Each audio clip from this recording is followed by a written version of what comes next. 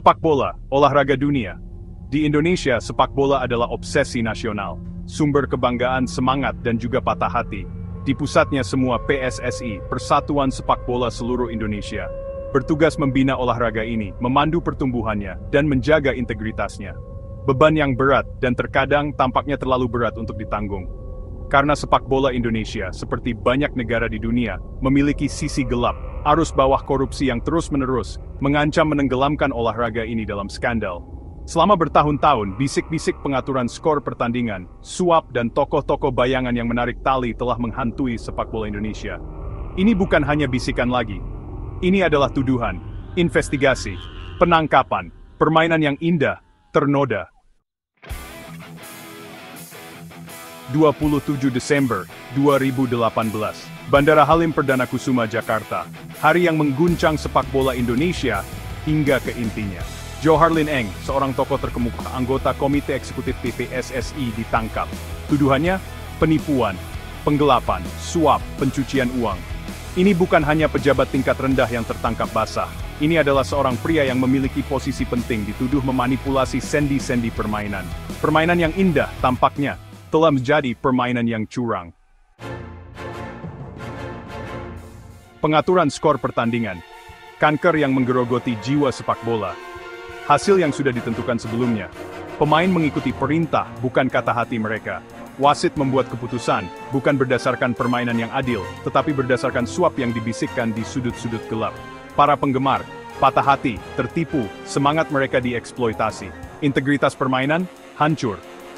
Penangkapan Johar Lin Eng bukanlah insiden yang terisolasi. Itu adalah gejala dari masalah yang lebih dalam. Masalah yang tidak bisa lagi dianalisis oleh PSSI. Penangkapan itu mengirimkan gelombang kejut ke seluruh PSSI. Edi Rahmayadi, ketua saat itu, berjanji akan bekerja sama sepenuhnya dengan investigasi. Ratu Tisha, sekretaris jenderal, juga menghadapi pertanyaan. Sebuah aksi nyata ya, tapi apakah itu cukup? Keraguan tetap ada. Apakah PSSI benar-benar tidak menyadari kebusukan di dalamnya? Atau apakah mereka hanya memilih untuk menutup mata? Permainan yang indah tampaknya telah menjadi permainan asap dan cermin.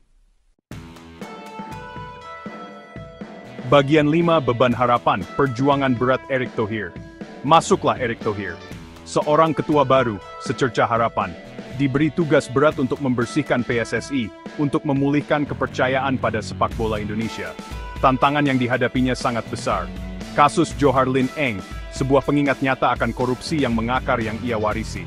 Bisakah dia berhasil di mana orang lain telah gagal? Bisakah dia mengusir iblis yang menghantui sepak bola Indonesia? Bagian 6, hantu masa lalu, jalan panjang menuju reformasi. Jalan menuju reformasi diaspal dengan niat baik, tetapi juga dipenuhi dengan reruntuhan kegagalan masa lalu. Persidangan Johar Lin Eng, pengingat terus-menerus akan pekerjaan yang masih harus dilakukan. Investigasi masih berlangsung. Kemungkinan penangkapan lebih lanjut membayangi. Bisakah Erick Thohir benar-benar memutus siklus korupsi? Atau akankah hantu masa lalu PSSI terus menghantui sepak bola Indonesia? Bagian 7, kekuatan transparansi, menyinari transaksi gelap. Transparansi, akuntabilitas, ini menjadi semboyan Erick Thohir, menyinari sudut-sudut gelap tempat korupsi tumbuh subur, menyelidiki dugaan pengaturan skor pertandingan, menerapkan kontrol keuangan yang lebih ketat di dalam PSSI. Pesannya jelas, hari-hari beroperasi dalam bayang-bayang telah berakhir. Tetapi, apakah itu cukup untuk mencegah mereka yang mendapat keuntungan dari perut buruk permainan yang indah ini? Bagian 8, upaya kolektif, memperjuangkan jiwa sepak bola Indonesia. Perjuangan untuk jiwa sepak bola Indonesia bukan hanya perjuangan PSSI. Ini membutuhkan upaya kolektif. Pemain, pelatih, wasit, penggemar, semua memiliki peran untuk dimainkan. Menentang korupsi, menolak untuk terlibat dalam pengaturan skor pertandingan, menuntut yang lebih baik dari mereka yang berkuasa. Permainan yang indah, bagaimanapun juga, adalah milik mereka juga. Bagian 9, masa depan yang lebih cerah.